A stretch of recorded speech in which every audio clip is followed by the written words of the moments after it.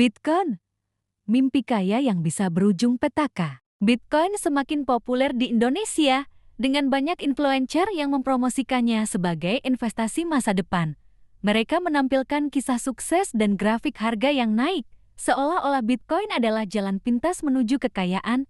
Namun, di balik euforia ini, ada risiko besar yang sering diabaikan mulai dari volatilitas ekstrem, manipulasi pasar, hingga dampak buruk terhadap perekonomian. Investor pemula jadi korban euforia. Banyak investor pemula membeli Bitcoin tanpa memahami risikonya, hanya karena takut ketinggalan FOMO. Mereka percaya harga Bitcoin akan terus naik. Tetapi ketika pasar turun drastis, mereka panik dan menjual dengan rugi.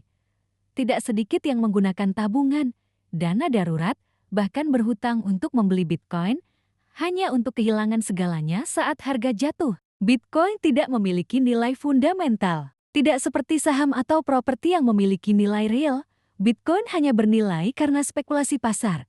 Tanpa aset dasar yang mendukungnya, harga Bitcoin bisa turun kapan saja tanpa alasan jelas. Lonjakan harga yang terjadi seringkali hanyalah siklus spekulatif yang berujung pada kejatuhan mendadak. Manipulasi dan penipuan marak terjadi. Pasar Bitcoin dikuasai oleh pemain besar whales yang bisa menggerakkan harga sesuka hati.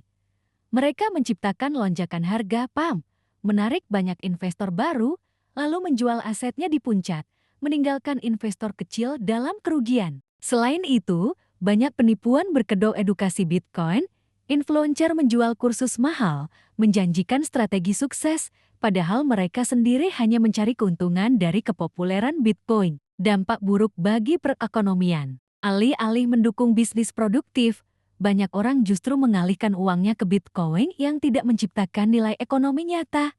Ini bisa memperlambat pertumbuhan ekonomi dan meningkatkan risiko keuangan bagi masyarakat. Di sisi lain, penambangan Bitcoin mengonsumsi energi dalam jumlah besar, menyebabkan lonjakan harga listrik dan dampak lingkungan yang serius. Kesimpulan, jangan jadi korban narasi Bitcoin. Bitcoin bukanlah investasi tanpa risiko. Banyak orang yang terjebak dalam euforia hanya untuk berakhir dengan kerugian besar.